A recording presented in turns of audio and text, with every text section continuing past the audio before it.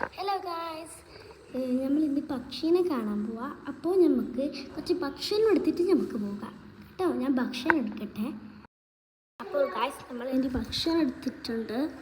ഇനി നമുക്ക് പക്ഷീനെ കാണാൻ പോകാം. ഈ ഭക്ഷണം എടുക്കട്ടെ. നമുക്ക് ആദ്യം കൂട് തുറക്കണം. തുറന്നിട്ടുണ്ട്. നമുക്ക് ഭക്ഷണം എടുത്തിട്ട് പോകാം.